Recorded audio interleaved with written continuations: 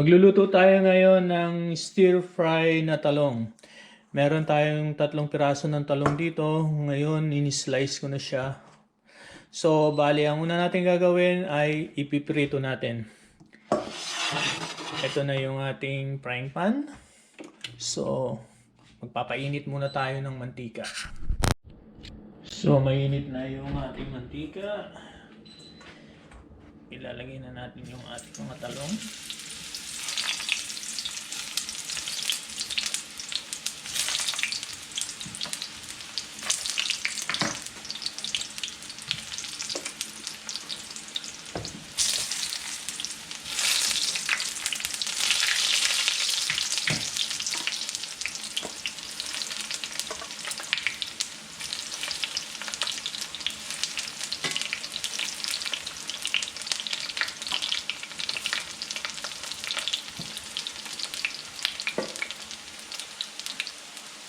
Half cook lang bale. Sunugin lang natin yung pinaka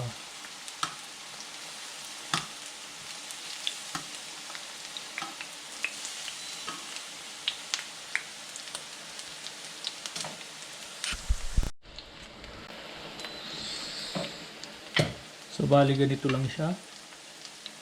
Half cook lang.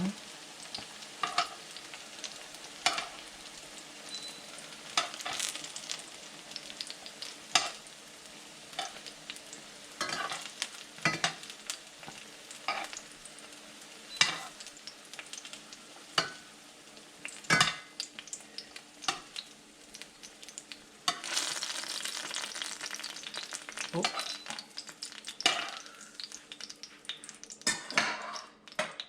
Sunod natin yung second batch.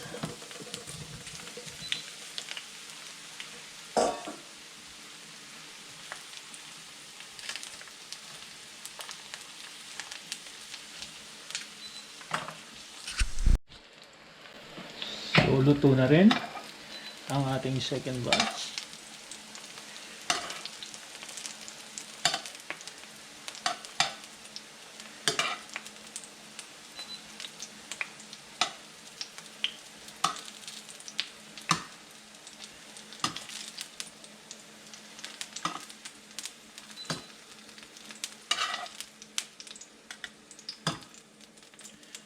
Ngayon, ang susunod nating gagawin ay maggigisa tayo.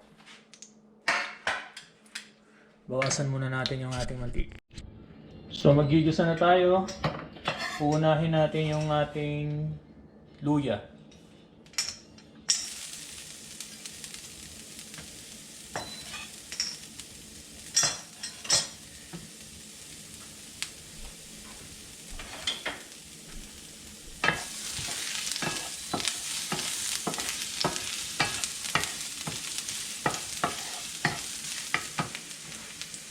Sunod natin yung ating bawang.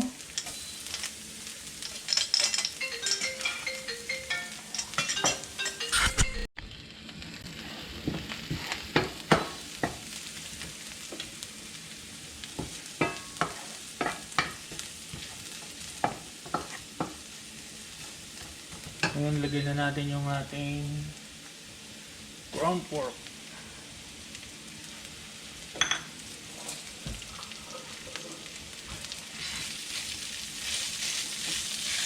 Kailangan yung ground pork, itong ating giniling ay magiging golden brown.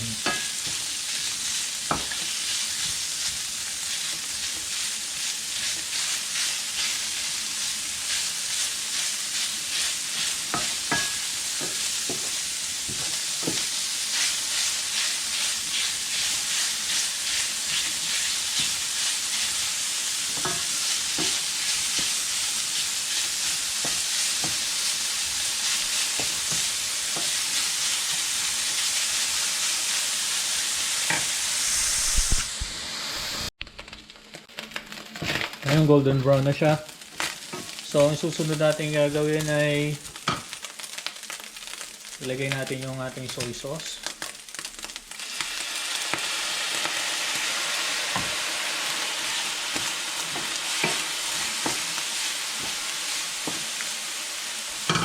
Isunod natin natin yung ating oyster sauce.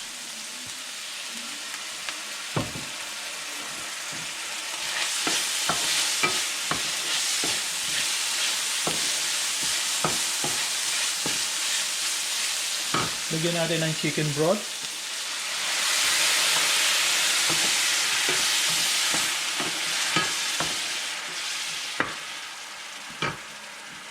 Cooking wine. Konti lang. And then yung ating 1 teaspoon na sugar. Yung ating ground pepper. Yung salt, bandang huli na lang kasi maalat na yung ating yung soy sauce at saka oyster sauce. So, lagyan pa natin ng konting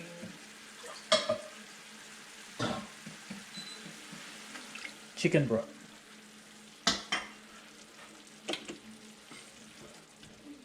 Pakuluin lang natin. So ngayon, ang susunod na natin ilagay yung ating mga talong.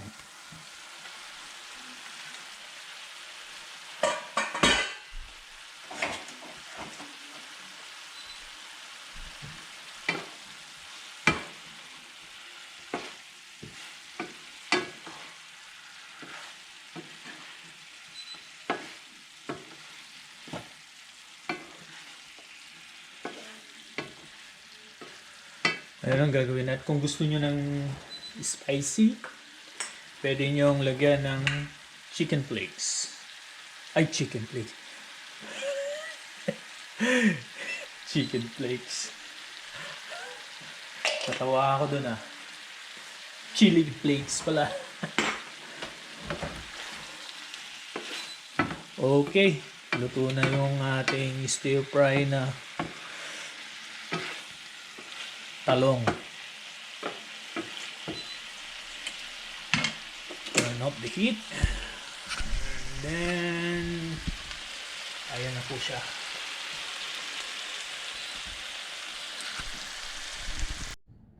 Ito na yung ating stir fry na talong.